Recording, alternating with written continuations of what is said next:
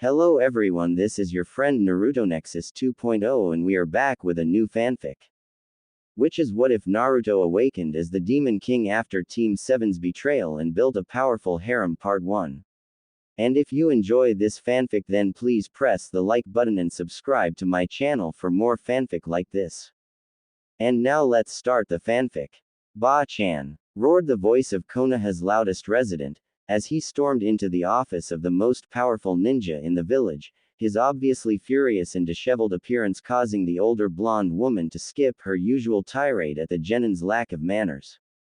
What's happened, Naruto? She asked, her recently awakened maternal instincts kicking into high gear as she realized just how beat up the boy she'd come to think of as her son was. His usually pristine jumpsuit was practically in taters and soaked in blood, that she really hoped wasn't his. His face had a few scrapes and bruises, but they were healing quickly thanks to the fox's chakra. They've gone too damn far this time. I've put up with all kinds of shit from them in the past, but they crossed the line. He yelled as he paced back and forth, shocking the Hokage as she'd never heard him use such language before. Naruto, calm down and tell me what happened. I can't help you if I don't know what's wrong. She pleaded, hating having to see her son in such a state and not knowing why. Naruto looked at her for a few moments in an evaluating manner, before he took a few deep breaths and slumped into one of the chairs in front of the woman's desk. It started when I went to meet with the team this morning. Flashback. It was 8 a.m. as Naruto Uzumaki strolled up to Team 7's designated meeting place, a small wooden bridge on the edge of town. Outwardly he was smiling, but on the inside the young blonde was being torn up inside. For the past few weeks things had been very tense within his team, even more so than usual. It had been brewing for weeks, especially after the Oto-Suna invasion at the Chunin exams. The team's dark-haired Avenger had been furious that his blonde dead last teammate had, again, defeated an opponent that he, a supposed Uchiha elite, could not. The first time had been during the mission to Wave, when Naruto destroyed the ice user that had effortlessly beaten down the Uchiha, leaving him in a temporary, near-death state.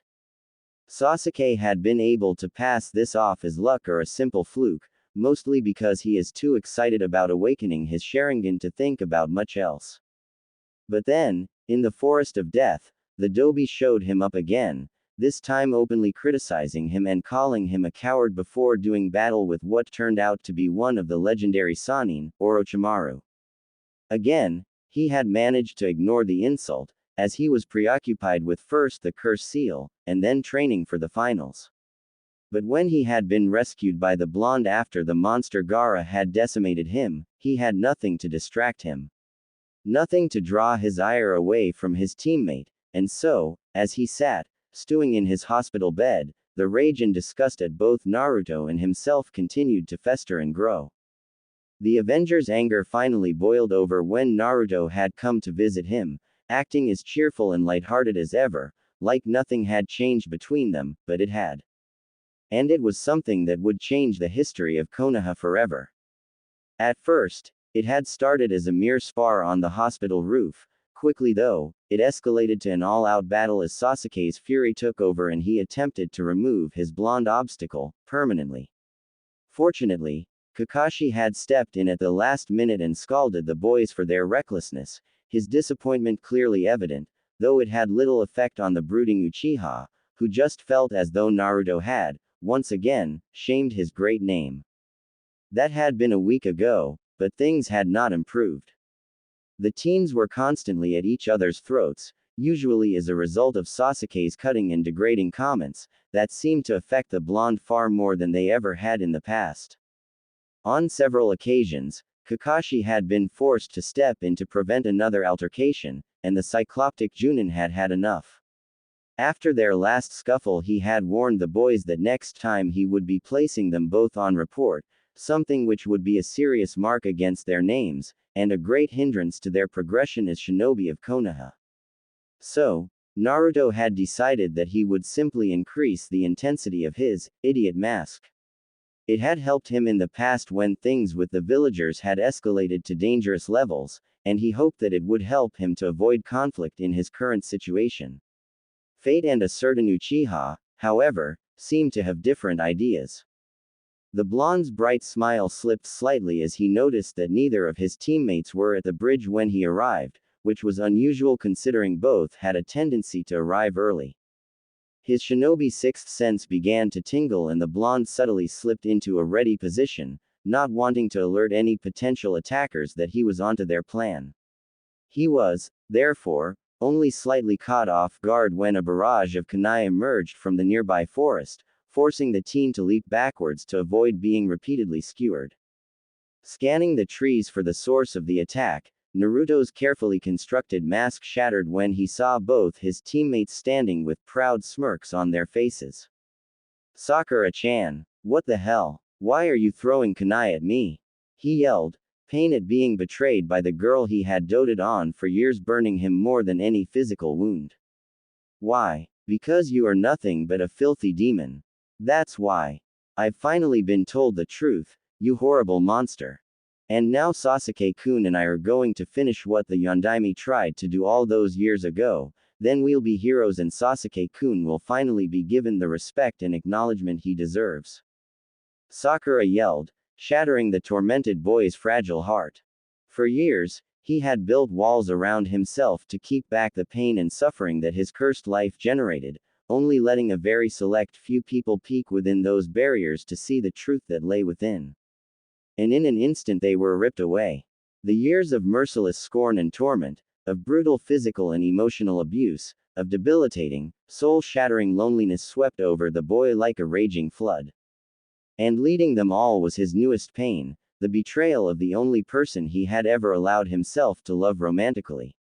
The one person amongst his age group that he had thought for sure would accept him regardless of what he held, had scorned him, just like all the rest. He couldn't fight back the tears that flowed from his eyes as his mind was overloaded with all that he had held back throughout his short, but agonizing life. Eventually, however, one thing began to rise above the rampant tempest that was his current emotional state: rage. Ever since the day he was born, Naruto had been battered by hatred and disgust and fear, and once, when he was finally old enough to understand what was happening, he had lashed out against those that had wronged him. He had brutally beaten two much older boys that had been attacking him for using the slide at the public park.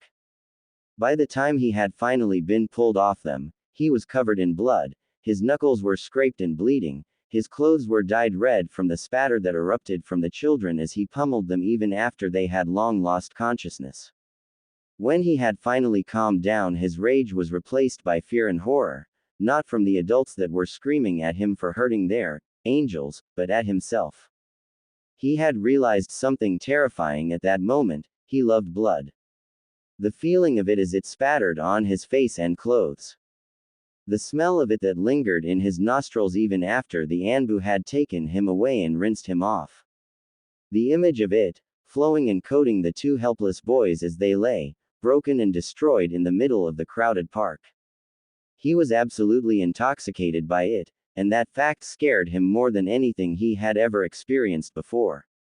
On that day he had vowed to never let his anger get the best of him, out of fear that it would bring back that horrible beast that he had become when it did. And for almost a decade, he had succeeded.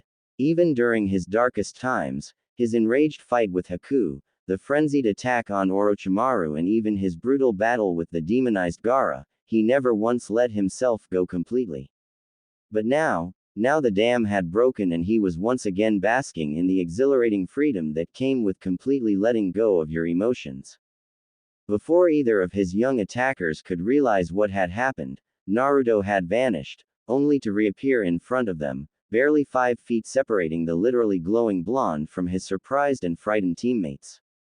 "You have no idea what you have just done," the Jinchuruki growled, his tone displaying a terrifying mix of absolute rage and contemptuous amusement. "And what is that Onidobi?" Sasuke taunted, his Uchiha arrogance too far powerful to be overwhelmed by the terror assaulting his system at the moment. Naruto's eyes never once left the quivering form of his former love, as he raised his tightly clenched fist towards the Uchiha. "You've set me free," He answered calmly, which again, only proceeded to freak out his teammates more. Why, you're the Kyuubi. Sakura stuttered, all of her previous bravado long since dissolved as the reality of the situation became apparent. Idiot, he always has been the Kyuubi, he's just finally showing his true colors. Isn't that right, you demon scum? Sasuke taunted, though his confidence in the situation had also notably decreased. Me, the Kyuubi, and they call me the dead last. Naruto muttered, giving a grin that was a far cry from the good-natured ones of times past. This one was overflowing with contempt and hatred. I am the container of the Kyuubi, you fucking moron. If I was the real thing, don't you think that I would have slaughtered all of you vile, hate-filled cretins years ago? No, it is not the Kyuubi you've awakened, it is the real Naruto Uzumaki, and for you too, that is much worse. Sakura's eyes widened in both fear and confusion, whilst Sasuke's smirk regained some of its confidence. And what could you possibly do to us? Even Sakura can beat you. What makes you think you stand a chance? His voice was cut off as the air was driven forcibly from his lungs, shortly before he was violently launched into a tree that had been over 20 feet away. What the hell happened? The fallen Uchiha thought frantically as he gasped for air. He hadn't even seen the blonde move, but he could plainly see that Naruto was standing where he had been, with his clenched fist extended. You punched me, Sasuke yelled, though due to his lack of breath, it came out as more of a gasping yelp. Wow, impressive insight. Did you come up with that all by yourself, or did someone give it to you like they always do?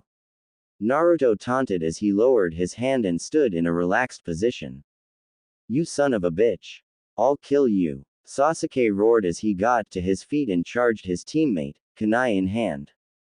Naruto avoided the enraged Uchiha's attacks effortlessly for a few moments before catching his wrist and squeezing till they all heard a sharp snap and the kunai fell from the limp hand. Sasuke gritted his teeth to contain the pained scream that was desperately trying to break free from his throat. This is the legacy of the mighty Uchiha clan. PFF'd. I've seen more impressive kittens, and they aren't given even 100th of the advantages you are. Where is that genius intellect? Where is your superior Uchiha genes? Where is your all-powerful Sharingan? Naruto taunted, before kicking Sasuke in the chest, sending him careening back into the same tree as before. Tell me, Sakura, is he really that much greater than I am? Is he that much stronger? Or smarter? Or better looking? Please tell me, because, from where I'm standing, it looks like I've got your precious Sasuke-kun beat in every single way. So why is it that you and all the other pathetic whores of our class threw yourselves at this arrogant sack of inbred clan shit? Naruto sneered, his hauntingly intense sapphire eyes burning a hole in hers with their unyielding gaze. Sakura was speechless. As recently as 2 days ago, if anyone, especially Naruto, had posed such a question to her, she would have literally beat her answer into their skulls. But after what she had just seen and heard, what could she say? Was the Uchiha stronger? Obviously not. Was he smarter? Apparently not, since he had picked a fight with what he thought to be demon, who he knew was stronger than him. Was he even better looking? Taking a hard look at the two teens before her, she was shocked with what she saw. Sasuke's pale and rather demented features were completely overshadowed by the passionate, exotic looks of the sun-kissed blonde, even in his stupid orange outfit, though if what she had been told was true, then he probably didn't have much of a choice about that anyway. His last question hit her like a blow from the goddamn herself. Why did she, and everyone else, chase after Sasuke? He wasn't attractive, he's smart but not practically so, he's supremely arrogant and has never displayed anything but scorn and contempt for everyone around him, even his superiors. The shocking truth finally leveled itself in the pink-haired girl's mind. There is no justifiable answer for how she and her classmates had acted. It was petty, foolish and incredibly shallow, and it cost them all greatly. Of the 30 students that graduated from their class, only 5 were females, and all of them were at the absolute bottom of the ranks for the practical skills. The only thing any of them achieved in was the theoretical and academic aspects, all of which had proven completely useless the moment they stepped foot outside of the academy grounds. I don't, she muttered weakly, falling to her knees as she realized she had wasted literally half her life. I thought so. At least you can finally see the truth, he said as he turned away from the sobbing girl. Don't turn your back on me, you fucking monster. Sasuke yelled as he again charged Naruto with his kunai drawn. Before he had even taken 3 steps, the Uchiha felt crippling pain in his healthy wrist as Naruto savagely kicked it, his chakra-enforced blow more than enough to shatter the bones. The blonde then landed a brutal spin kick to his head, fracturing his jaw and once again sending him flying through the air. This time though, the assault did not let up, as the ferocious Jinchuruki appeared behind the airborne Avenger, driving his knees into his back, forcing even the stoic Uchiha to let out a scream of agony. Launching his attacker up off his knee, Naruto proceeded to pummel the arrogant genin mercilessly for more than a minute, before finally letting his broken and battered form fall limply to the ground. Remember this lesson well, Uchiha. Choose your enemies very carefully, cause not everyone will stand by as you tread on them. Naruto crouched down, bringing his head close to that of the barely conscious Avenger. Consider this your warning. Cross me again, and I will bathe in that famous Uchiha blood of yours. Naruto threatened darkly, the almost giddy anticipation in his tone at the mention of his blood sent shivers down Sasuke's bruised spine. Get away from the Uchiha demon, yelled a new voice as a dozen Anbu appeared from nowhere, surrounding the teens. Naruto looked up at the new arrivals and almost burst with hatred as he saw their blank face masks. The blonde knew all too well what that meant. Taking another anonymous mission without the Hokage's permission, It's been a while since any of you tried this one. So who put you up to it this time? The villagers. The council. Naruto chuckled when he saw one of them flinch slightly at that. The council, huh? That takes me back. Those guys haven't tried a direct attack for nearly 5 years, though since the Sandaime is gone, I'm not really surprised. He shook his head as he stood up to face the squad of shinobi, all of whom could probably beat him in a one-on-one fight, let alone all 12. For attacking and grievously wounding a fellow shinobi of Konoha, you are hereby sentenced to death, with the execution to be carried out immediately. The same voice declared, causing Naruto's rage to increase even more. You planned this. You told Sasuke and Sakura about the Kyuubi because you knew they'd attack me, and either they'd kill me or I'd wound them, giving you an excuse to finish the job yourselves. The blonde growled, his body literally trembling from his intense anger. The masked men said no more as they drew their swords and moved to attack the blonde genin. He managed to avoid the first few swipes, and even took one out with a lucky kick that broke his neck, but it wasn't long before his body was being torn apart by the ruthless slaughter. After some time the attack stopped and Naruto fell weakly to his knees, the pain and blood loss killing him, even as his wounds healed surrounded by a faint red glow. He managed to lift his head as one of the men stepped forward, his sword raised to remove the boy's head, a wound not even the Kyuubi could heal. Surprisingly, Naruto did not feel the fear or even the anger that one would assume he would in such a situation. Instead, the blonde allowed himself to be lost in the strange soothing sensation that had started shortly after the attack begun. He had no idea what it was, or where it was coming from, but he didn't care.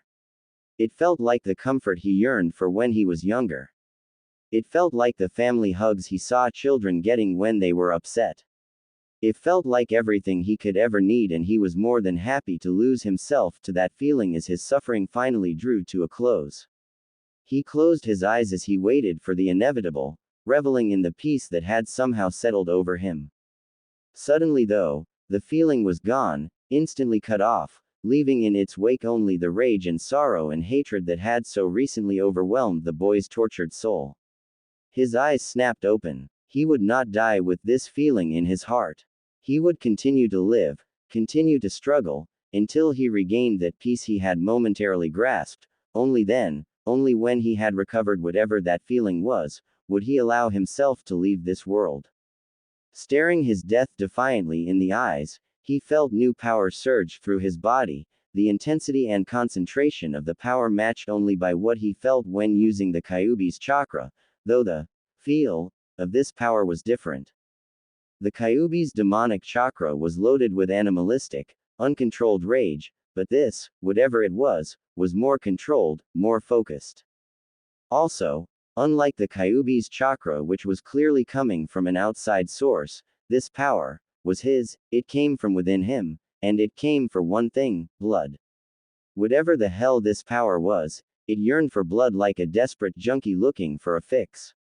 Naruto had no idea what he was supposed to do with the blood once he got it, all he knew was that he needed it, now. The lead Anbu grinned widely behind his mask as he brought his ninjutsu down, aiming to remove the head of the demon brat and finally avenge the deaths of his friends and family. His smirk vanished however, when his blade was stopped, caught in the hand of the boy he was trying to execute. He was shocked to find that he couldn't bring his sword free, even as the blood poured from the boy's hand. His shock turned to horror as he noticed that the blood from the wound wasn't falling to the ground, or even trailing down the genin's arm, it was traveling up the blade and onto his hands. "What the fuck are you doing, demon?" he yelled, desperately trying to free himself from the blonde's grasp as the blood began to encircle his hands. The blonde said nothing, as everyone, himself included, watched in fascination and horror as the blood began to visibly tighten its hold on the man's hands, to the point that there was an audible crack, followed by a scream of pain from the Anbu leader. The blood is acting just like Gaara's sand, Naruto thought, the intense bloodlust temporarily overwhelmed by curiosity. I wonder what else it can do. As if reacting to his thoughts, the blood suddenly relinquished its hold on the man's mangled hands, and leapt back to Naruto, spreading over his right shoulder like a second skin. "What the foo?" the man tried to exclaim, but was cut off as a spike impaled him between his eyes, shattering his mask and killing him instantly. Staring at the spike intently, Naruto was somehow both shocked and not surprised that it had stretched out from his bloody shoulder. The death of their leader seemed to snap the other Anbu out of their trances as they all took up their fighting stances, with a few of the more reckless ones charging the blonde directly. Naruto's eyes widened in fear, then amazement as the blood spike dissolved back into his shoulder and was joined by the copious amounts of his blood that had been staining his clothing. The increased volume allowed the blood to spread, covering everything from his ribs to his shoulders, front and back. Not bothering to consider this development, the attacking Anbu were caught off guard as the blood lashed out at them, defending perfectly against the multitude of attacks the highly trained shinobi were showering on the boy. Snapping out of his own stupor, Naruto decided to go on the offensive and charged one of his masked attackers, picking up the defeated leader's sword as he ran. His strikes were amateurish at best, but his unpredictability, stamina and intoxicating bloodlust were more than enough to overwhelm the more experienced swordsman. Within moments, the masked nin fell, a gaping slash flowing with blood in his throat. Naruto barely spared the man a glance, too caught up in his quest for blood to realize he had just made his first kill. He found his blood defense had defeated two more Anbu that had apparently tried to attack while he was distracted, only to find themselves gravely wounded and missing limbs as the blood skin formed blades and lashed out at anyone that came close, defending him, even from projectile attacks, without the genin even thinking about it. The defense is automatic, like the Suna demon from the Chunin exams. One of the Anbu yelled after having a barrage of kunai aimed at the boy's blind spot deflected harmlessly by blood blades. This discovery managed to enter Naruto's mind through the lusty haze and brought a wicked grin to his face as he remembered how difficult it had been for anyone to get past his fellow Jinchuruki's sand defense. His grin only served to unnerve the already rattled Anbu further, which was key in their eventual downfall. As the battle continued and more of the masked nin fell without the blonde sustaining so much as a scratch, their attacks and defenses became increasingly sloppy, leaving a plethora of openings, all of which the blonde was all too willing to exploit. Only 10 minutes after the bloody battle began, it was over, and Naruto stood in the clearing, surrounded by the bodies, intact or otherwise, of 12 Anbu. Once the battle ended and his bloodlust ebbed, the blonde was somewhat surprised that he was not disgusted by the gore-filled scene that lay around him. Rather, he found himself intoxicated by the presence of all that blood, as he was all those years ago after his first slaughter, only this time, he wasn't afraid of the feeling, rather, he was fascinated by it. Why am I so attracted to blood? Is it because of the fox or is it due to whatever this weird blood power is? And where the hell did that power come from anyway? I've never been able to do that before, why and how has it awakened now? And what the fuck was the council thinking, sending Sakura and the Tem as bait to lure me into a trap? Those manipulative bastards have gone too damn far this time. He declared mentally as he set off towards the Hokage Tower, absently noting that Sasuke and Sakura had disappeared before the start of the fight. Flashback end. And then I came straight here. Naruto finished, leaving a heavily frowning Tsunade to stare at him in silence. The older blonde was awash with a flood of contrasting emotions. She was suspicious and angry at the council and the Uchiha, she was saddened and concerned for her surrogate son, and she was frightened and amazed at the new ability the blonde had awakened and its possible implications. Letting out a long sigh, she turned and looked out the window towards the Hokage monument. What would you do, sensei, grandfather, granduncle, Minato? She asked internally, letting her thoughts wander to the great men that had preceded her and how they would have dealt with such a situation. After a few minutes, she turned back to the blonde, who was trying to control the blood that still covered his upper body. I think it'd be best if you left the village for a while, she said calmly, though her expression was anything but. Naruto sighed and nodded, surprising the older woman. I was thinking the same thing. It may not be safe to have me in the village until I get whatever this thing is, under control. And I could defiantly use a break from the villagers and all their bullshit, plus the council won't be able to do shit if I'm not in the village. Tsunade nodded in agreement, shocked by how well the boy was dealing with the situation, though she hid it well. The timing is actually quite good.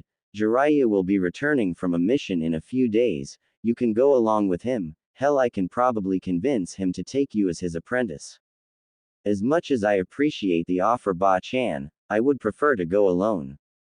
I've never really had time to be by myself and think about who I am and what I want, without having someone around hassling me or interrupting. I think a trip by myself will be a great help to me figuring out some important things. Plus, the idea of spending a few years with that pervert sounds about as appealing as handing myself over to the villagers, bound and gagged. He said dryly, earning both a chuckle and a frown from the conflicted woman. Okay Naruto, I'll mark it down as a S-rank reconnaissance mission, so nobody will be able to find out where you are or what you're doing. That should keep those pricks on the council off here, at least until you come back. Naruto smiled warmly and gave the busty woman a loving hug as she rose to see him out. Thanks so much for this.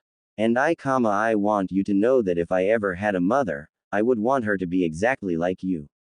I love you, Ka-chan. He said softly, as both of them began to cry. I love you too, Naruto-kun. Be sure to keep yourself safe out there. I don't think I'd be able to cope if I lost you too. She pleaded desperately. Naruto pulled back from their embrace and looked into his mother's teary, hazel eyes. I promise you, on my dreams and everything that I hold precious, I will return to you. He declared, his voice filled with nothing but love and determination. Tsunade only nodded, not trusting her voice anymore, as the young blonde embraced her one more time and left her office, soon to be leaving her village in her protection. The thought of him alone in the world scared her immensely, but in her heart she knew that no matter what happened in the world, her son always keeps his promises. He would be back, and until that day she would wait and prepare, determined to make the young blonde's life better, and she knew just where to start. Shizune, she yelled, summoning her teary-eyed assistant, who had no doubt been listening in on the conversation. Hi, Tsunade-sama, the dark-haired woman said as she bowed to her longtime master and companion. Bring me all the hospital records for the 3 months leading up to the Kyuubi attack, as well as all of Naruto-kun's medical files. I'm going to find my son's parents. It had been more than 3 years since had begun rejoicing the sudden departure of their resident demon. Well, most of them did. There were a select few that missed the blonde troublemaker greatly. Amongst them were the Godime Hokage and her assistant, the boy's adoptive mother and sister, the Konoha 12-Sasuke, who were his peers and friends, and the owners and operators of a particular ramen stand, whose business had plummeted nearly 50% in the boy's absence. All of them waited anxiously for the day when he would return, all of them silently cursing the Hokage, who had not thought to put a time limit on the Genin's mission. It started like any average spring afternoon for the people of Konoha, but that was soon to change, as after 3 years, 2 months and 15 days, Uzumaki Naruto had returned to the village hidden in the leaves, and he didn't come back alone. Azumo and Kotetsu sat at their post in front of the main entrance to their home village, kicking themselves for having woken the Godime from her afternoon nap, the particular mistake that had earned them gate duty for a month. To pass the time, the two incredibly bored Chunin had begun playing I Spy. That was 3 hours ago. Now, Azumo, the slightly less moronic of the pair, was becoming increasingly fed up with his partner's incessant continuing of the childish game. Oh, I've got a good one. I spy, with my little eye, something beginning with. God damn it, Kotetsu, if you use tree one more time, I swear I am going to rip your he. It's not trees this time, it's something new. Something beginning with F, the blue-haired man announced proudly.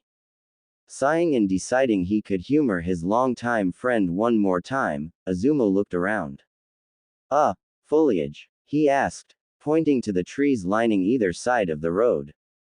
No, it's got nothing to do with trees. What the hell starts with F? He yelled, his patience for the game having run out a long time ago. Kotetsu smirked victoriously. Freaky red guy, he stated, pointing towards 3 figures that had just become visible down the road, the middle one of which was wearing all red. First of all, you can't use adjectives in I spy, that's cheating, you jackass. Second, just because a guy wears all red, doesn't make him freaky. In our business you can't judge people by how they look. Think about Guy, if you just looked at him, you'd think he was a demented idiot who. Guy is a demented idiot. Kotetsu replied flatly. Regardless, you can't judge someone just by how they look. Say what you want, that guy is freaky, look at him. Kotetsu declared. Azumo sighed again before taking a better look at the red man. He was a little taller than average, about 6 feet if he had to guess. He had shaggy blonde hair, with blood-red streaks running through it that hung loosely around his head, almost covering his eyes. His clothes, for the most part, looked be standard-issue shinobi gear, long, loose pants, a tight long-sleeve shirt, and average sandals. The only things that made him stand out were the heavy cloak draped over his shoulders, the mask covering the lower half of his face, and the fact that all of the clothes were crimson, and if you looked closely at them, almost looked like they were composed entirely of a liquid, rather than any fabric, making it look eerily like he was wearing an outfit made entirely of blood. Okay, he is freaky. What the hell is with those clothes? Azumo asked quietly, since the travelers were now within hearing range. They are part of my Kekkei Genkai. Freaky red man answered as they strode up to the check-in station. Both Chunin jumped at the man's deep, gravelly voice. If they were women they may very well have swooned at the sound. Really? And what Kekkei Genkai is that? I've never heard of one that involves clothes before. Azumo asked, putting on his serious face in front of the strangers. You don't need to know. Now if you don't mind, we need to be going, we have an appointment with the Hokage. Answered the person on freaky red man's left, whose voice revealed her to be a woman, even though nothing could be seen under the heavy cloak and mask that she wore.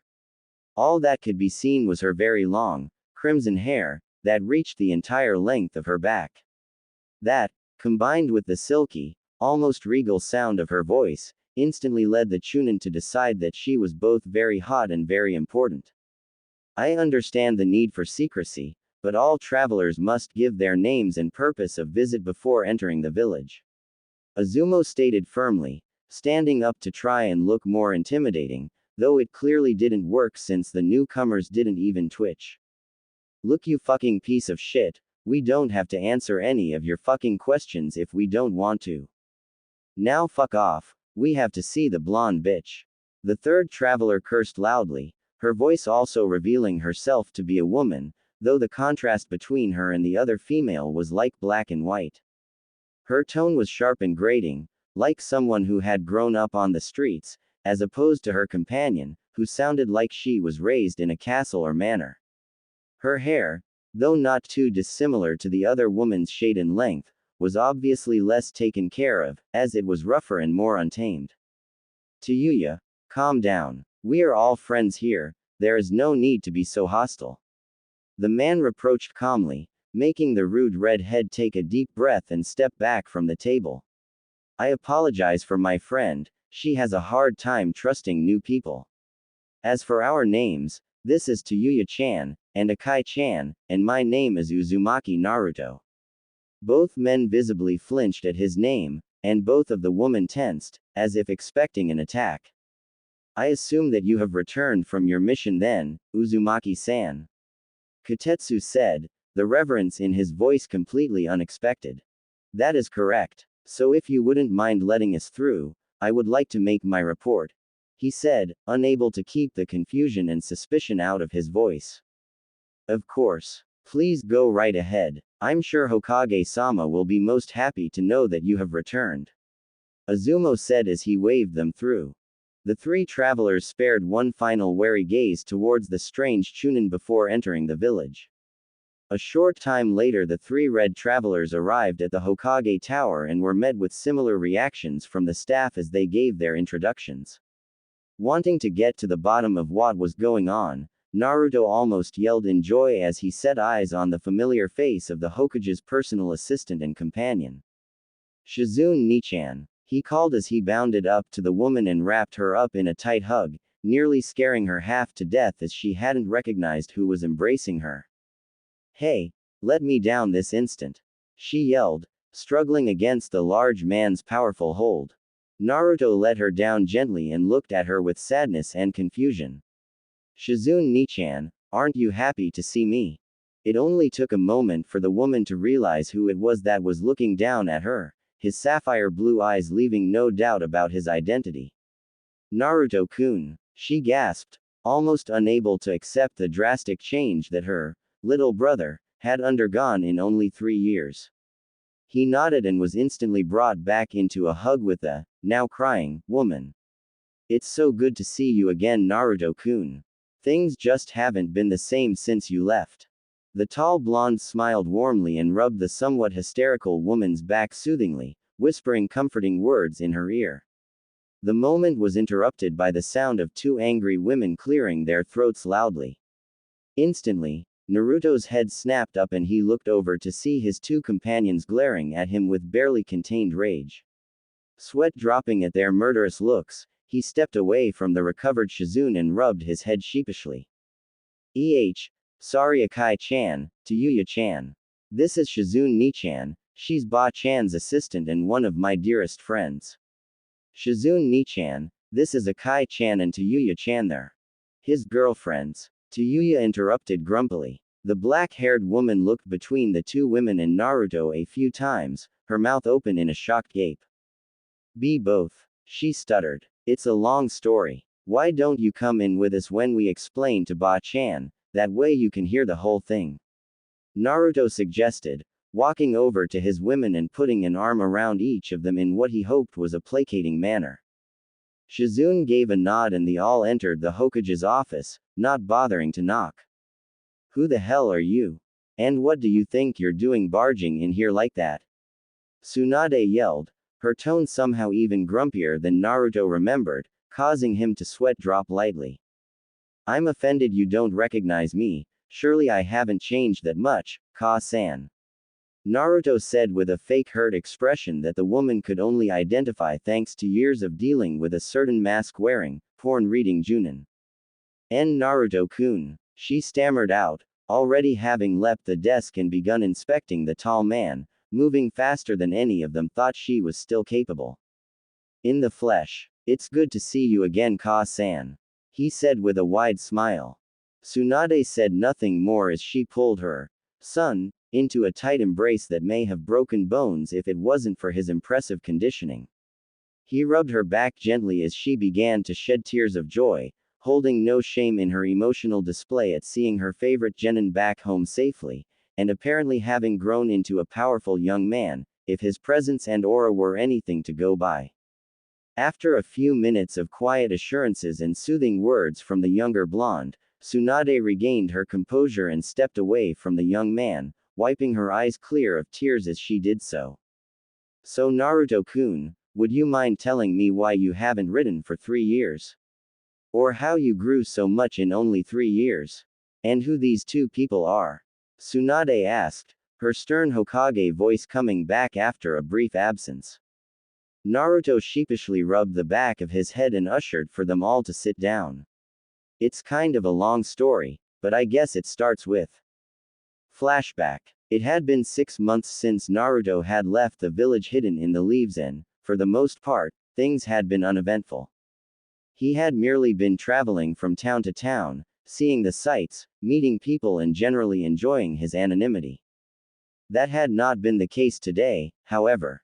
No, today he had been involved in the most desperate, terrifying battle of his life, and he had only just survived. But it was not thanks to his own merits that he had survived. Sure, his newfound prowess with his blood manipulation was helpful, but he owed his existence to one being, the Kyuubi. Had it not been for his tenant, the 12-year fiasco that was Naruto Uzumaki's life would have come to an end. Deciding that he was not going to be an ungrateful vessel, Naruto began to meditate, using a technique he had discovered to bring himself into the domain of his powerful prisoner. After only a few minutes, the boy found himself in the somewhat familiar tunnels of his mind, ankle-deep in that unidentified liquid that he had never gotten around to asking about. Shrugging thoughts of the suspicious fluid out of his mind, Naruto wandered down the paths, following the simultaneously intimidating and comforting sound of the demon's heavy breathing. "Hey Fox," he greeted as he entered the large cavern that housed the cage of his prisoner. "What do you want, human?" The enormous fox growled. "Relax. I just wanted to say thanks for helping me out back there. I'd have been done if it wasn't for you," Naruto explained, giving a respectful bow that made the ancient demon raise an eyebrow, or whatever it had instead of eyebrows. "Foolish child. If you had died, I would have gone with you. Besides, I always appreciate the chance to punish you pathetic cretins," the Kyuubi laughed. "Punish? What are you talking about?" Naruto asked, confused by the demon's choice of words. "Before I was sealed into your disgusting little body, I was a servant of Kami, and it was my job to seek out and punish those that had been deemed particularly vile, or acting in opposition of Kami's laws. Did you not ever wonder why I attacked your village?" Naruto paused to consider this. Truthfully, he had never thought about the reason why Kyuubi would have attacked his village. It never seemed important, but now that he thought about it, it did matter. "Honestly, I never did. Everyone just assumed you were some mindless beast looking for destruction," he replied sheepishly.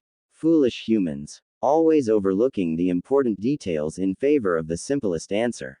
And you wonder why we call you stupid," the demon muttered as it shook its large head.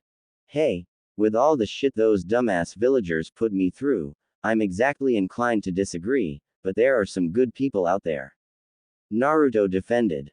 "Perhaps. But I maintain that the vast majority of your kind are barely above the mindless beasts you call demons." "I don't understand, aren't you a demon?" Naruto asked, once again confused by the fox. Kyuubi let loose a barking laugh. "You humans truly know nothing of the world surrounding you. There are 4 levels of immortals in this world. The lowest are what are commonly known as demons. These are mostly mindless beasts that wander around, causing mayhem and destruction, possessing humans and the like. Next, there are the greater demons. These are similar to the lower level kind, but are capable of conscious thought and are usually much more powerful. An example of one of these was Morio, who attacked a country not far from here a few years ago and was sealed by a local priestess. Above them are the demon lords, such as myself and the other Biju, though personally I always thought Shukaku shouldn't have been counted as one of us, the chubby psycho. Naruto cleared his throat, bringing the demon lord out of its mutterings. Anyway, then above us is Kami, who is supremely powerful and can never be defeated blah blah blah. Mind you, that lazy bastard hasn't done anything in more than a millennium, always making us do his dirty work. Naruto's sweat dropped at the sight of an immortal fox bitching about its boss like a whiny teenager. He cleared his throat again, bringing the fox back to the topic at hand. Oh, and there used to be another level in between us and Kami, the demon royalty, but they were wiped out millennia ago, when they tried to overthrow the big boss. Dumbasses. Even if he never does anything, everyone knows you don't screw with the guy that made you, that's just common sense. I see. But, what does this have to do with why you attacked Konoha? Naruto asked. The fox paused for a moment, then let out another barking laugh. Nothing actually. I guess I got a bit sidetracked. It answered simply, causing Naruto to face vault in classic anime style. So why did you attack Konoha? He asked impatiently. I didn't. Well, not at first. I was sent to take out a few people in your village that had been toying with Kami's laws, trying to gain immortality and a few other things humans were never meant to mess with.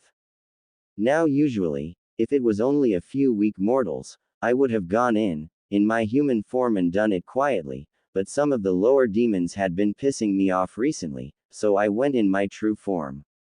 Naturally, when your stupid villagers saw a gigantic fox heading towards them with an apparent intent to kill, they didn't bother asking questions, they just assumed I was going to kill them all and they attacked me. Being that I was already pissed off and they were stopping me from completing my objective, I kinda retaliated. And the rest is history. I killed a few hundred of the ninja, then that blonde bastard appeared out of nowhere. Next thing I know, there is a bright flash of light and I'm stuck in this dump. Naruto gaped at the blasé-looking demon. So you killed hundreds of people and ruined my life, because you were pissed off at some lower demons that had been annoying you. The shocked boy yelled. Well, when you put it like that, I sound like a total, but yeah, that's the basic gist of it. To be fair though, if the people I killed were anything like the ignorant bastards that have been torturing you all these years, they got what was coming to them. Kyuubi replied defensively. Okay. Well, thanks for the help and the, interesting history lesson. But I'll just be on my way. Naruto said as he started to leave his mindscape. Sure thing, little one. Drop by if you ever want to chat. The fox declared in an eerily chirpy tone. For the next few months, Naruto continued his travels, continually working on increasing his control over his blood ability. In one of his, increasingly common discussions with his tenant, the Kyuubi had suggested that he try keeping the blood attached to his body, so he wouldn't have to keep cutting himself whenever he wanted to use it. Naruto had agreed it was a good idea, but had quickly learned that if he didn't keep the blood in near constant motion, it would dry out and he would be left, caked in a useless rusty brown crust.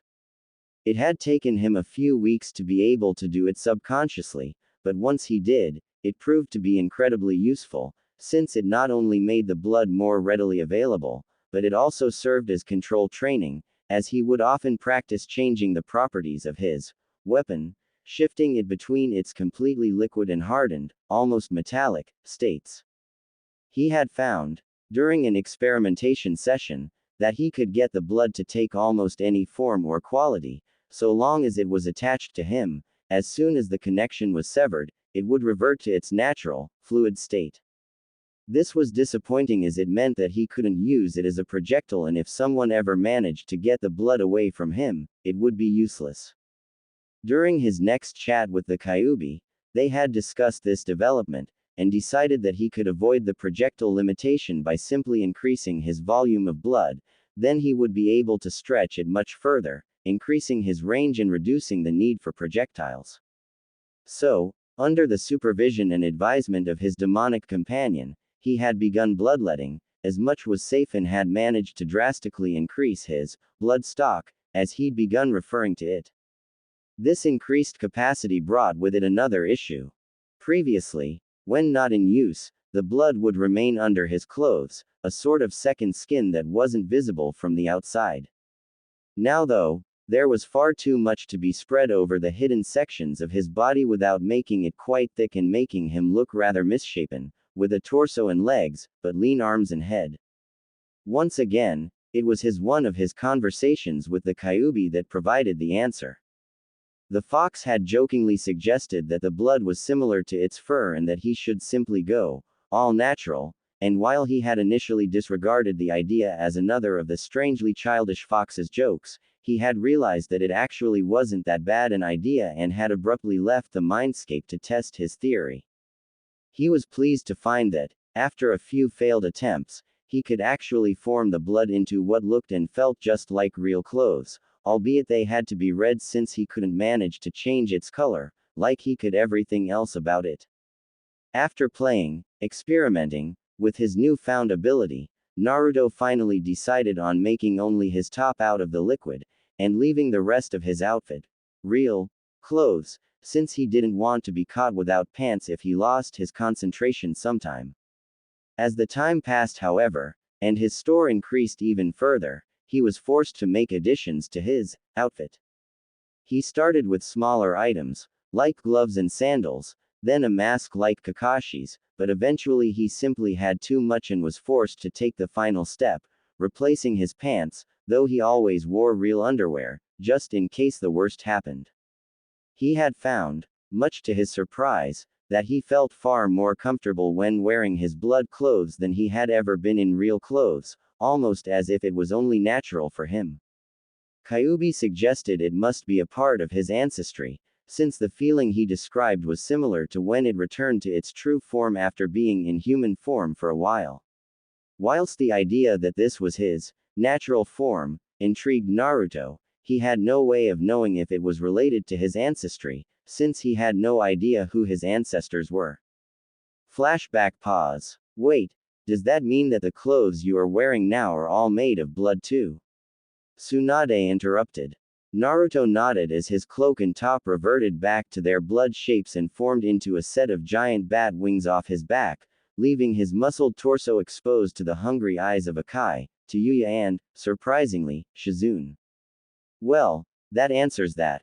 Tsunade muttered, throwing a book at her drooling assistant. Anyway, so after that, flashback continued. Another few months passed without much of an event, aside from Naruto having to adapt his clothes to facilitate more storage. That is, until the night of October 10th, Naruto's birthday and the 13th anniversary of the Kyuubi's attack on Konoha. Having been overcome by painful memories of birthdays past, Naruto had sought the company of the being that had become the boy's dearest and closest friend, the Kyuubi. When he walked the familiar pathways of his mind, however, something was noticeably different. At first the boy couldn't identify what it was, but after a few moments it struck him, he couldn't hear his friend's deep, soothing breaths.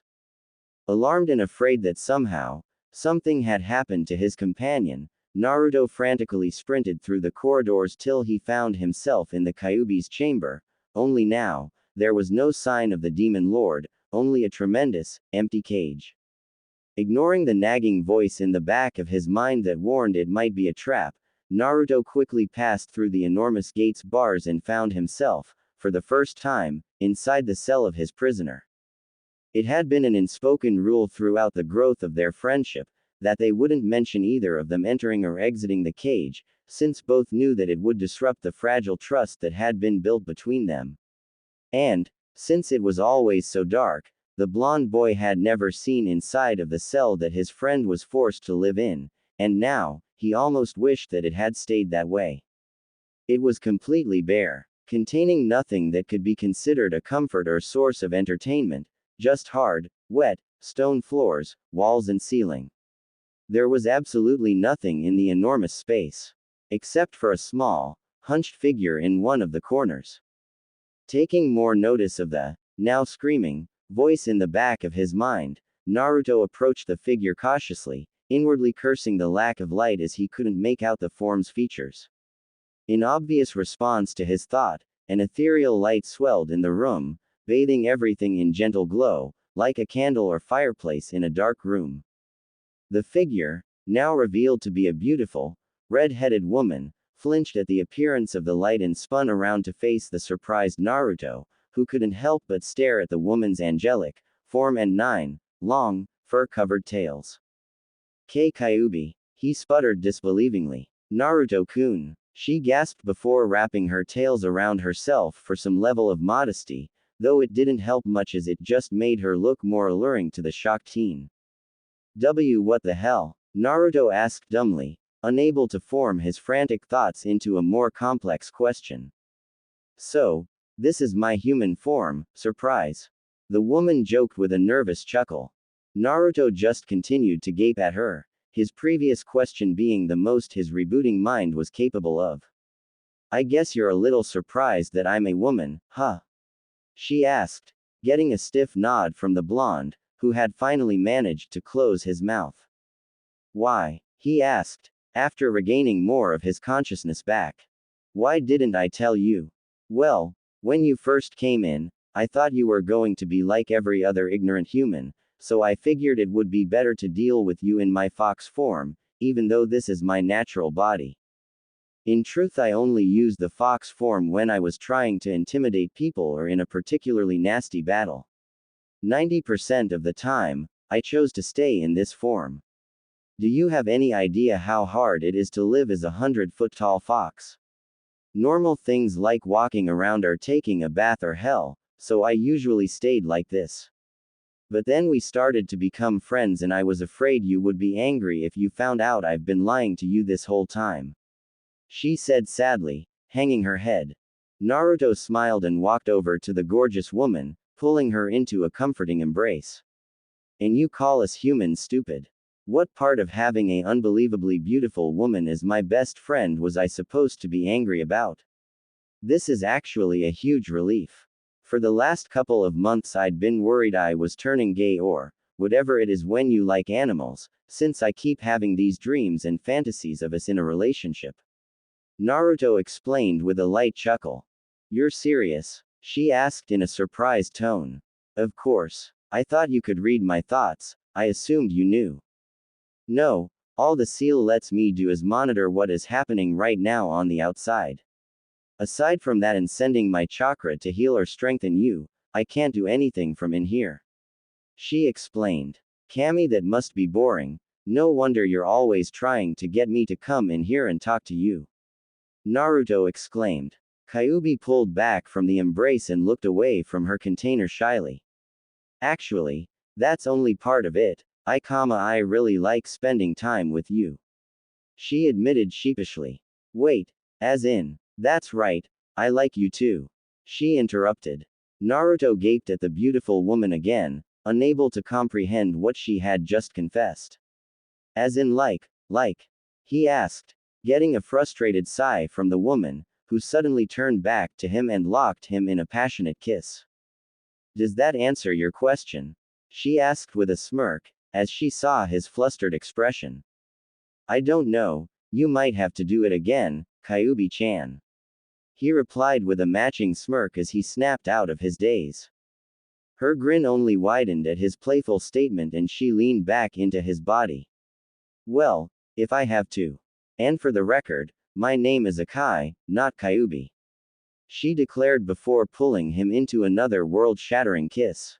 Flashback pause. Tsunade and Shizune gaped at the people in front of them, though they were looking at different people. You kissed the Kyuubi, Tsunade yelled, but she was drowned out by Shizune's even louder scream. Akai-san is the Kyuubi. She shrieked, drawing her master's attention before it shifted back to Naruto and his female companions. Yes, but can you keep it down? We're trying to keep it a secret. He replied sternly. Would you mind telling me what the hell you were thinking starting a relationship with her? And why and how she is not sealed inside of you? Tsunade asked, and, though she kept her voice level, everyone could feel the anger radiating off her. Calm down, Tsunade-san. I assure you I mean you no harm, and even if I did, Naru-kun is more than powerful enough to restrain me. Akai assured, calming the Hokage considerably. Is that true, Naruto-kun? Are you more powerful than she is? The blonde Kunoichi asked. Naruto nodded seriously. It's a byproduct of how Akai-chan was released, you see. Flashback continued. It had been 3 months since Naruto had begun his relationship with his tenant, and in that time they had grown considerably closer. Emotionally, you can't get closer physically than literally living inside the one you love. As they often did, the couple was passing the time lying on the grassy hills that populated the redesigned cage of the Demon Lord, simply enjoying each other's company. It sucks we can't do this in the real world. Naruto grumbled, realizing that he would have to leave soon, lest he risk someone finding him and proclaiming him to be in a coma, as had happened quite a few times since their relationship began. True, but we both know the only way for that to happen is if I were somehow let out, and I don't think that damn Yondaimi's seal is going to let that happen anytime soon. Akai replied, snuggling deeper into her man's side as she too realized their time was almost up. That's it. We can remove the seal. Naruto exclaimed, sitting up abruptly and accidentally throwing his love off him. You know we can't do that. We don't know what would happen. We could both die, or even if we didn't, who knows what the influx of demonic chakra would do to you. It's not worth the risk. The redhead reprimanded as she stood up, dusting off the kimono she wore despite Naruto's complaints. Naruto had let the matter drop, or so it seemed, as 3 days later, Akai woke as her entire domain began to quake and fluctuate wildly, as if it was unstable. Quickly guessing what the problem was, she raced to where the manifestation of the seal was now located and was horrified to find Naruto, writhing in agony on the ground, the torn piece of paper clutched in his hand.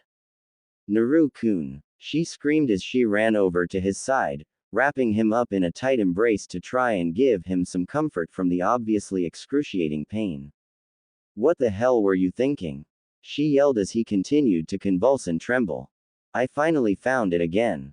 He muttered before he passed out from the pain, leaving the terrified demoness to cry and pray as everything began to fade. Naruto awoke abruptly 2 weeks later to find himself enveloped in the comforting feeling that he had searched almost a year to find. Turning his head, he was delighted to find the sleeping form of the woman he loved laying next to him, her lithe body draped over his, giving him that indescribable feeling of security and warmth that came from being with the one he loved and who loved him.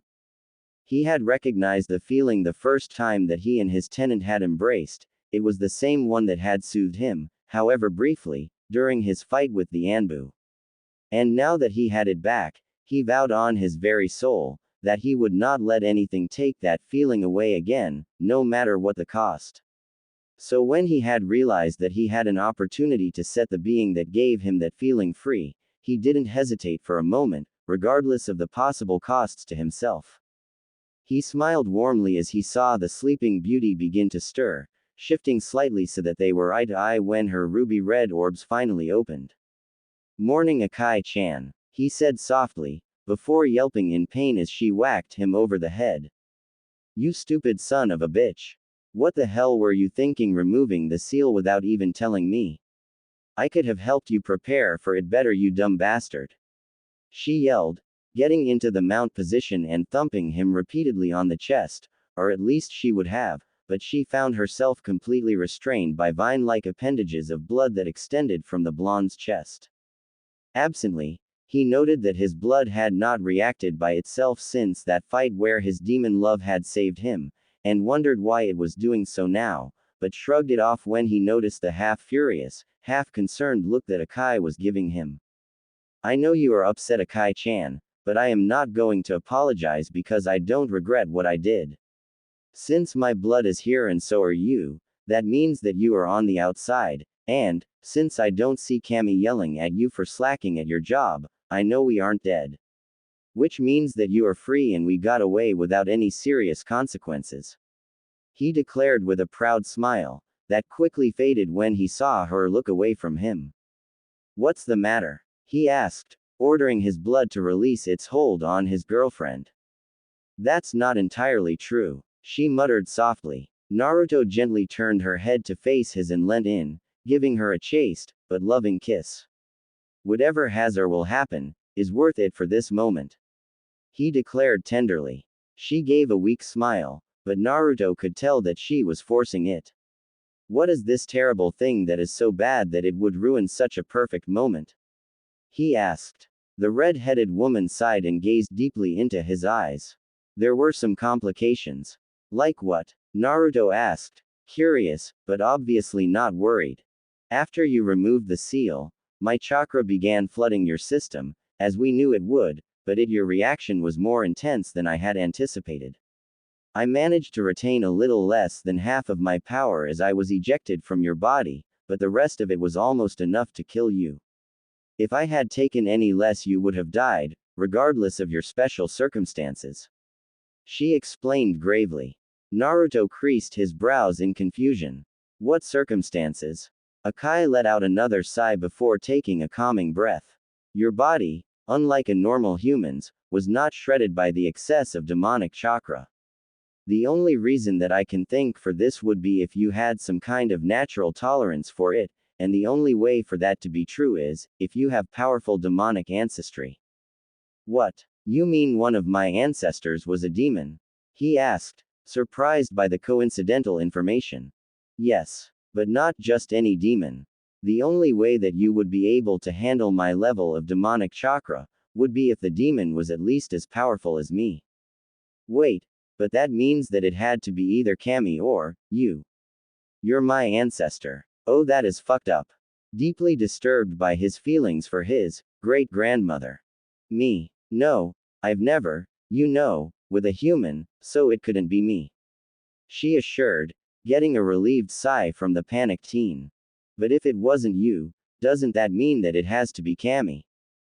That lazy bastard. Please, he's too lazy even to do that, besides, he's above such pleasures, or at least that's what he'd like to think. I happen to know that he has a terrible weakness for.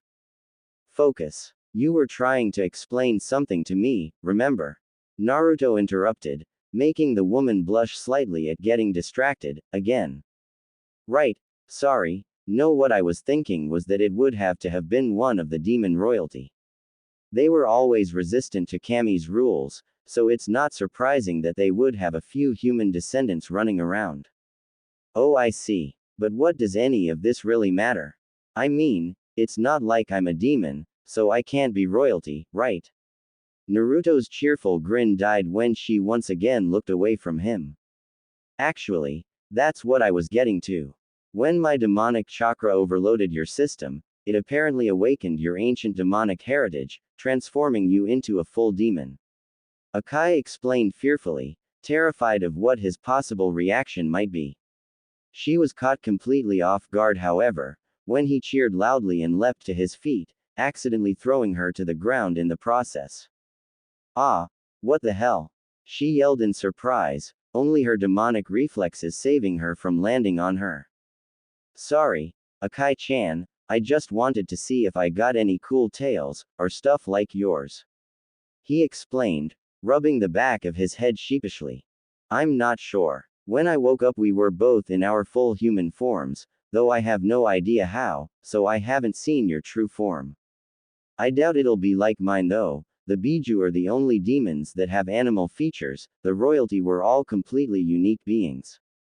I seem to remember one of them being red and being able to manipulate his body, which is somewhat similar to your blood ability, so maybe he was your ancestor. If that's true, it's probable that you will look like him. Which frankly, would be a good thing. He was probably the most normal looking of them, the rest were freaks with 5 legs and crazy crap like that. She said, striking a thinking pose as she tried to remember the long-lost memories. Well, there's no point in speculating, how do I transform? he asked, clearly eager to see his new form. It's easy, oh, I didn't think of that. She said suddenly. What? He asked impatiently. Well, the way I transform is to imagine my other form, then will it to become real. But I don't know what my true form looks like. Naruto exclaimed, getting a nod from the demoness. Well, your ancestor, from what I remember, was completely red, which, assuming his abilities were similar to yours, implies that he covered himself in his blood.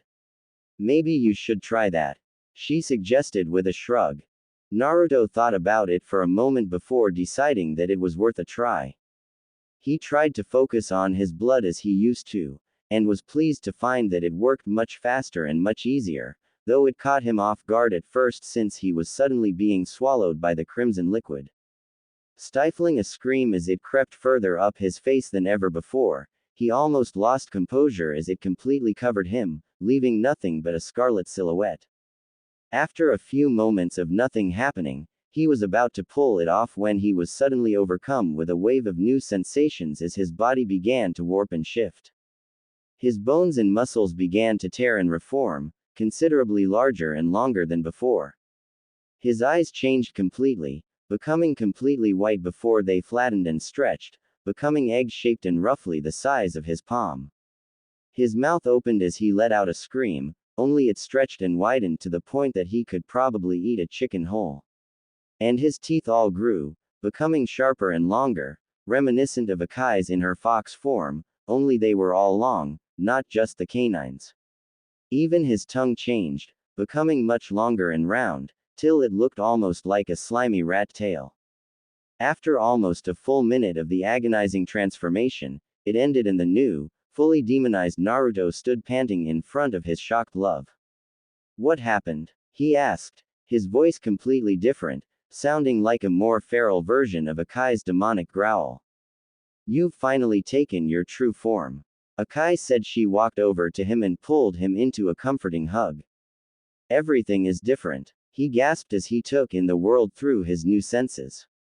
His eyesight had changed dramatically, he could now see a much wider range, and everything was in much sharper focus, even things that he wouldn't have been able to see previously, like the individual leaves on a tree that was more than 100 meters away. They also seemed to be drawn to movement, as he suddenly focused sharply on a deer as it leapt out of the tree line into the clearing their camp was set up next to. His senses of smell and hearing were both also greatly improved, and also seemed to focus on particular sensations, as he smelt the deer and heard its heart beating. One thought was heard in the new demon's head as he took in his environment. I'm a predator, he declared. That's right, you're a demon now. That means that you are the top of the food chain, and your senses and instincts are programmed as such. But, you must learn to control those instincts. If you do not, you will become no better than the mindless beasts of the lowest levels. Naruto nodded his head, fighting the powerful urge to slaughter the innocent animal. Slowly, he turned his head towards his love, but this proved to be a mistake as he was almost overcome with even more powerful urges. One by one his senses locked on to her and he was nearly overcome by it all. Her heavenly, animalistic scent, the glistening sweat that trailed down her gorgeous curves, the strangely enticing sound of her strong, calm heartbeat, he felt for the first time that he was truly noticing her, and it was pushing him over the edge. Noticing that his intense study seemed to be locked onto herself, Akai didn't have to struggle to guess at what was happening. Fight it, Naru-kun. You aren't an animal, you're better than this, she declared, but even the movement of her lips and the glimpses of her sweet tongue were too much and the new demon let out a mighty roar before stalking towards, what his instincts were loudly declaring, his mate. Now being that she was far more experienced and composed than the young man approaching her, she could have overcome their power discrepancy and restrained him, but for the life of her, she couldn't find the will. She wanted this just as badly as he did, and she was sick of fighting her instincts when it came to the man that had wholly claimed her heart. So instead of continuing the charade of disinterest, she reverted to her own demonic form, letting out a howl of reply as her teeth, nails and ears became beastly and she sprouted 4 wildly swinging tails, shredding her robe in the process. His mouth hung open as his heightened senses took in all that was Akai, easily the single most beautiful creature the world had ever known, her perfect, pert, her tiny rose-colored nipples, her tight, flat stomach, her flashback pause. Okay. I don't think we need to hear any more about that part of the story, Tsunade declared, ignoring the disappointed groans from the three other women in the room. Ah, right. Sorry Ka-san. Okay. So it was about a week later that we got control. A week. Tsunade yelled, sparing only a glance to her apprentice, who had fainted with a perverted grin and nosebleed. What can I say? Demons do it right. Akai declared proudly, getting a shake of the head from Tsunade. Anyway, so what happened next? The Hokage asked, not comfortable with the inappropriate thoughts this conversation was digging up about her son. Well, like I said, it was about a week later. Flashback continue. Having finally regained control of their urges, they decided that they needed to spend time exploring and mastering any new abilities that the transformation may have given the blonde. They had discovered that in his full demon form, as they had labeled it, it was as if his entire body was composed purely of blood. This meant that he could manipulate his entire body, not just the blood that covered it, as he was limited previously. The implications of this trait were not lost on either of them, and they spent almost an entire day exploring everything that this meant for the new demon. They had started with simple things, like extending his fingers, then arms, but had quickly moved right up to completely reshaping his body. He found that he could essentially transform into anything. Now this may not sound too impressive considering one of the most basic ninjutsu is the henge technique, but unlike the henge, which is just an illusion, Naruto could physically change into anything. This meant that he could transform into a bird, and actually be able to fly, or into a fish and actually be able to breathe underwater. Granted, it would be a red fish of roughly his dimensions with weird eyes, but still. They also found that he had near-perfect regenerative ability, since as long as it was still attached to his body, he could merely reshape the damaged part without the damage, and on the off chance that something was actually severed from his body, if he re-established physical contact with it, he could absorb it back into his body and reform whatever was removed. Whilst Naruto had taken this knowledge to presume that he was immortal, Akai had quickly reminded him that they had not tried removing his head, and it was possible that doing so would likely kill even him. He had replied by absorbing his head into his body and dancing around like a headless idiot, inwardly shouting about how he was immortal. After she had regained his attention by whacking him where his head used to be, he calmed down and she explained that, whilst demons may be very hard to kill, they are not immortal, so he should not become careless. He promised to do so and retracted his head again, into what he had jokingly labeled his defensive mode. It was a few days later when the demonic couple had decided to move on. Deciding that it was best to travel in their human forms, they each transformed, but as the blood skin pulled away from Naruto's head, they were surprised to find that he did not revert back to his previous size, but instead only shrank slightly, to a 6-foot-tall muscular man, not quite as large as the 6'5" demon form, but considerably taller than his pre-demon self. Shrugging it off as a good thing, they decided why didn't really matter, and set off on their way. As short time later, they found themselves in a small village, sitting in a restaurant eating a quiet meal, when they overheard an interesting conversation. Did you hear that the last Uchiha has left Konoha? A random civilian asked the man next to him, instantly gaining the attention of the demon couple that were sitting nearby. It's not really surprising after what that crazy bitch of a Hokage did to him. I heard that she had his bloodline and chakra sealed, so that he couldn't be a ninja anymore, then she had him locked up. Can you imagine doing that to the last Uchiha, and just cause he tried to save them from some demon that had been attacking the villagers? I tell you, this is why they should never have let a woman into a position with that much power, they're too easily swayed. The second man declared with a disgusted shake of his head. Flashback pause. He said what? Tsunade yelled as she stood, slamming her fist into her desk and almost splitting it in half. Easy, Ka-san, I handled the situation. Naruto declared with a sadistic smirk. Flashback continue. Naturally, after the comments about his mother, Akai was forced to physically restrain her blonde lover from literally ripping the stupid man apart, but after his statement, her grip somehow slipped and the full fury of the new demon was unloaded on the fat little man. After a few minutes, when there was little more than a red smudge where the man once sat, Akai decided that he had had enough. Grabbing her man by his blood-coated arm, she pulled him over to where the man's companion sat, quivering in a puddle of his excrement and his friend's entrails. Now, if you would be so kind as to tell me where the little Uchiha traitor went, I would appreciate that greatly. Akai purred, causing the shocked man to stare at her intently, the faintest hint of lust apparent in his disgusted gaze, but it was more than enough. Before he knew what had happened, his body was covered up to the neck in what appeared to be a giant fist made of blood that jerked him into the air, slamming him into the ceiling before beginning to constrict, cutting off his air and cracking several bones. Naru-kun, you can't kill him yet, we need to know where the Uchiha went so we can pay him a visit. The demoness cooed as she put a calming hand on her demonic love. Naruto looked back at her, his human form's blue eyes gazing intently into her blood-red ones. Fine, but the next guy to look at you like that is getting squished. I've always wanted to see why Gaara liked that technique so much. The blonde declared as he pulled back his blood, sending it back to his body where it reformed the cloak he had started wearing since the demonization had nearly doubled his store. Now, where did he go?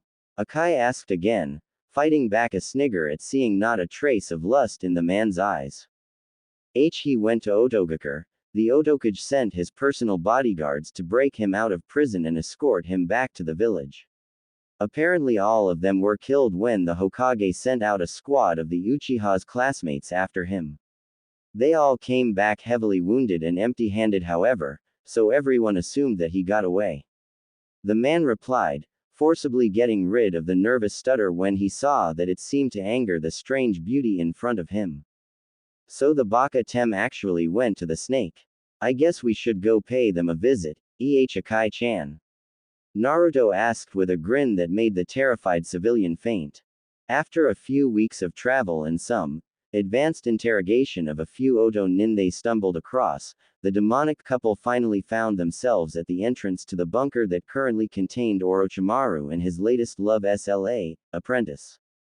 So, what do you reckon Akai-chan, silent and stealthy, or loud and nasty? Naruto asked as he looked over the inconspicuous hole in the ground that was the entrance to Otogakure. The ancient demoness struck a thoughtful pose for a few moments before grinning widely. You know that stealthy was never my style, and it certainly isn't yours, let's go loud and nasty.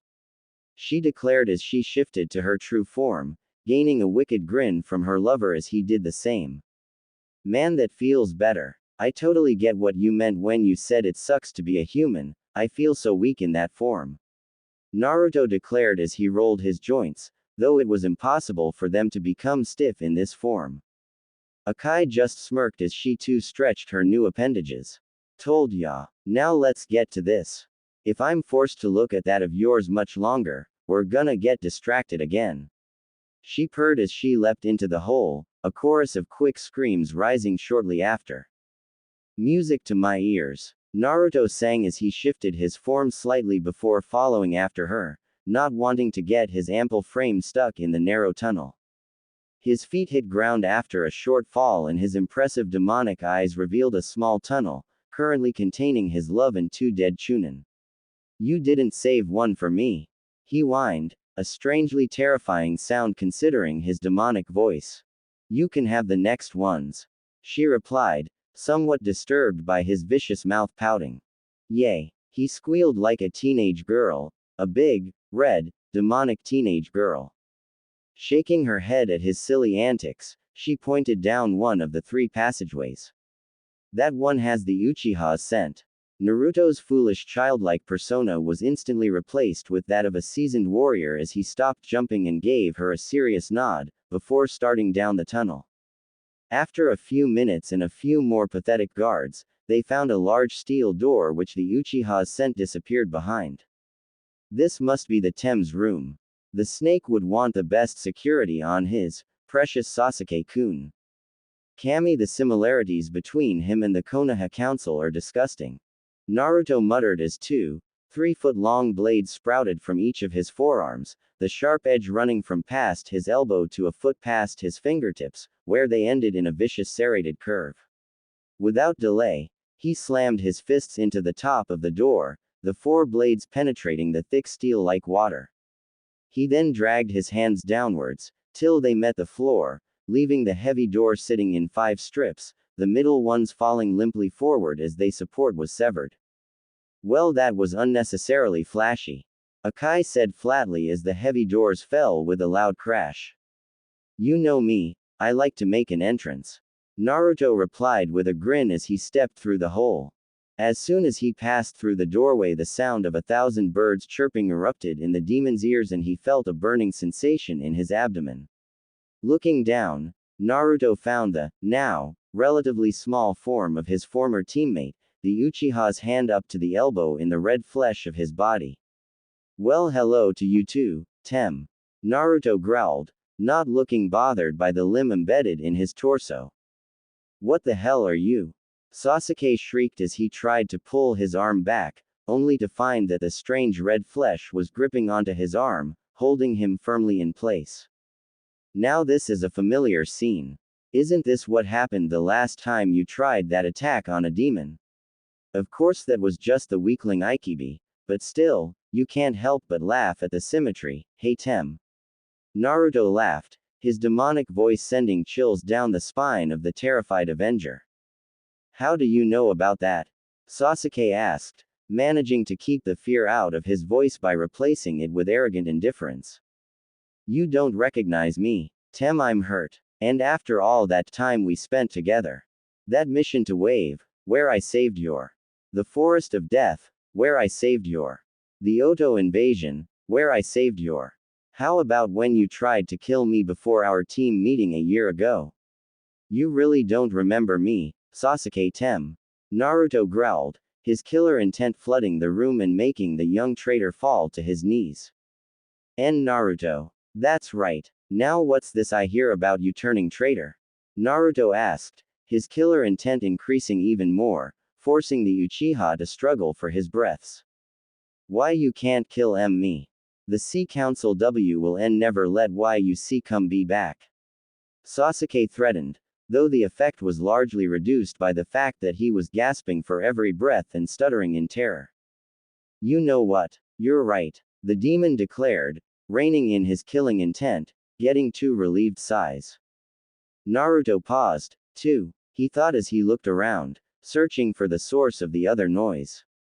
When he found it, his killer intent flared even more than before, though this time it was focused solely on the Uchiha, the horror of the experience completely overwhelming anything he had felt from Orochimaru or even his brother. In the corner of the room, chained to the wall and completely, was the broken form of a teenage girl. She didn't look much older than 15, but it was hard to tell since her body was littered with cuts and large bruises. From her disheveled and malnourished state, it was easy to tell that she had been there for some time, a few weeks at least. Her hair, which was a paler red than Akai's, was matted and even looked to be burned in some places. In short, the poor girl looked like she had been through hell and back in a cage full of wild beasts, and the one responsible was trembling in front of him, totally defenseless. It would be so easy. Just a simple flick of his wrist and this monster in human flesh would be wiped from the earth. But that wouldn't be justice. There was no justice here. Regardless of what happened to the Uchiha, nothing would repair or compensate the damage that the sick little had done to that poor girl, and Naruto knew it. It was that thought alone that saved Sasuke's life that day, but it didn't save his arm. Without hesitation, Naruto constricted the flesh around the raven-haired traitor's arm, grinding it into complete nothingness, leaving not even a fragment intact as he pulled the 3-inch stump that used to be his right arm away from the furious demon. It took several moments for the truth to set in before he began to scream, his shocked mind overloaded briefly before acknowledging that he was in tremendous pain. Naruto grabbed the shrieking Uchiha by his collar and raised him to eye level, staring silently into the teary, pain-filled eyes of the Avenger before he threw him through the hole in the door and into the wall across the corridor, fracturing his spine but somehow leaving him conscious. Akai, who had been waiting in the hallway and had only narrowly avoided being hit by the flying traitor, poked her head through the door to see what had upset her man so much. After a few moments her eyes settled on the frail form in the corner, and if it wasn't for the maternal instincts that every female, human, demon or animal has, she would have returned to the hall and slaughtered the Uchiha in ways that would make the most depraved nightmares of Orochimaru look like child's play. But as it was, she, instead rushed over the girl's side, effortlessly breaking her restraints, and bringing her into a comforting embrace, thankful that the girl recognized her as a friend and didn't flinch away from the contact as many would have. Carefully, so as to not aggravate her countless wounds, Akai picked the girl up bridal style and turned to her lover. No words were shared between the two, but the look they shared said everything that needed to be said. They were taking the girl with them after they had destroyed this horrible place and everyone in it. Only the Uchiha would survive, but his punishment would far outweigh that given to the rest of those that they came across. And so it was. Akai created a cage buncheon, which left with the girl while the original and her lover slaughtered everyone even close to that compound. When they finally finished, the demoness shifted to her full fox form and leveled the structure, leaving nothing but a smoking crater and the horrible stench of mass murder. Flashback end. The office fell silent as everyone thought about what had been said. The only one who moved was Naruto as he pulled the trembling form of Tayuya into a comforting embrace, rubbing her back and whispering into her ear words that no one else could hear. The girl, it was her? Tsunade asked quietly, getting a nod from Akai, who was also rubbing the young woman's back. After a few minutes, Tayuya regained her composure and Naruto spoke up again, clasping her hand as she pulled away from him. After that, we brought the Uchiha back here, though with a few modifications, as I'm sure you know. Naruto declared, looking at his mother who gave a serious nod. So it really was you that did that to him.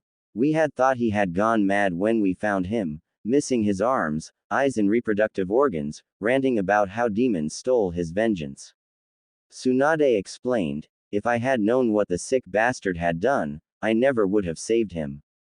Saved him? Akai asked. Tsunade fought back an angry growl. The council forced me to perform several transplants, giving him the latest prosthetics arms from Suna, and they even made me give him Kakashi's Sharingan, saying that it should be with one who truly deserved it, whatever that is supposed to mean. I fought tooth and nail against it, but Kakashi actually agreed to the transfer, something about a guilty conscience from way back, so I didn't really have any excuse not to do it.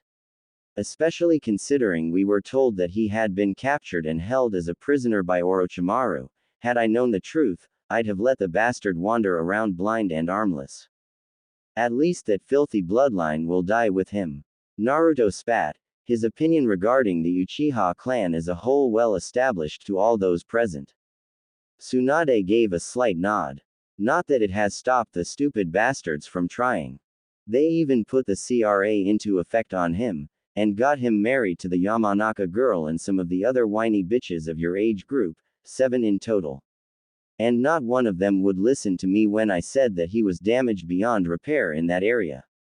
Stupid fangirls, serves them right. She muttered, getting nods of agreement from everyone present and conscious, since Shizune was still passed out on the floor in a lusty haze. So what happened after you dropped the prick off? Tsunade asked, getting back on track. Well, after we had given Tayuya-chan. Wait, your name is Tayuya, as in the same Tayuya that was part of the Odo 4 and took Sasuke and put up the barrier that stopped anyone from helping the Sandame. Tsunade yelled, recognizing the girl from the description Shikamaru and Tamari had given after they returned from the failed retrieval mission. That's right, and I'm sorry for what I did, but I had no choice. Orochimaru would have killed me if I refused an order, and I was given to the Uchiha after I was defeated by that blonde bitch from Suna and that lazy with a pineapple head. The fiery redhead replied, before the Hokage leapt to her feet and made to charge her. Before she even took the first step, however, Tsunade found herself being hugged restrained by the impressively powerful arms of her son. I can't let you hurt her, Ka-san. Tsuyu-chan may have done some horrible things, but they were not by her choice and she has already paid more than enough her mistakes. I love her, and I will not allow anyone to hurt her, even you. He declared firmly as the irate blonde woman struggled fruitlessly against his grasp. After a few moments, the words sunk in and the Hokage stopped struggling and took a deep, calming breath. You're right. Even after what she did, she has suffered enough. She stated as she walked back to her chair and sat down. Now, what is this about you loving her? I thought you were with Akai-san. Tsunade asked, barely remembering the demoness' true name. I am and I do. After Tsuyu-chan had been traveling with us for a few months, we started to grow close and eventually fell in love. Naturally, it was a bit difficult at first, but we've gotten used to it, and now we're just a big happy family, right, ladies? Naruto asked, throwing an arm around each of his women, who both smiled and shook their heads at his childish enthusiasm. I see. Is there anything else I should know about? Tsunade asked wearily. The emotionally turbulent and excessive number of shocks had taken their toll on the aging woman. Not really. For the last year or so we just traveled around, doing odd jobs here and there. Nothing too exciting, Naruto replied, getting a nod from his mother. Well, that's good. Why don't we call it a day? You three come back tomorrow and we can look into getting you citizenship and a few other things that I have to give you. The blonde Hokage said as she gave her son one more hug before walking them to the door. Sure thing, Ka-san. We'll see you then. Oh, by the way, you wouldn't happen to know where the Tem would be, would you? I think we should pay him a little visit. Naruto asked with a sadistic smirk that was quickly matched by the women around him. That sounds lovely. He's usually at your team's old training grounds. The council forced Kakashi to be his private tutor, so that he can get the power to avenge his clan, and all that shit. They spend most of the. She trailed off when she realized that the three people in front of her had cracked up laughing. What? She asked, not seeing the joke. You remember that really nasty fight that I had where Akai-chan saved me and we started to become friends? Naruto asked, getting a nod from his mother. I was fighting Itachi and Kisame. I managed to catch Kisame by surprise with a blood blade. But then Itachi used Tsukuyomi on me. But it backfired, and he ended up in Akai's cage. The look on his face before she crushed him was priceless. Naruto declared as they all started laughing. Wait, so you mean he's been training non-stop for the last year, and the guy he wants to kill has been dead for 3 years? Oh, you have to let me be there when you tell him. The look on his face is guaranteed to be incredible. Tsunade declared as she realized what they were saying. It's a deal, Ka-san. For now though, we just wanna have some fun with him. See you tomorrow, he yelled as he led his lovers out of the office, all of them sporting wicked grins. Why didn't you tell him? A voice called out after Tsunade had closed the door. The blonde turned around to find her assistant glaring at her, though the effect was reduced by the trail of dry blood from her nose. I'll tell him tomorrow. I wanted them to have one peaceful day in the village before everything goes to shit.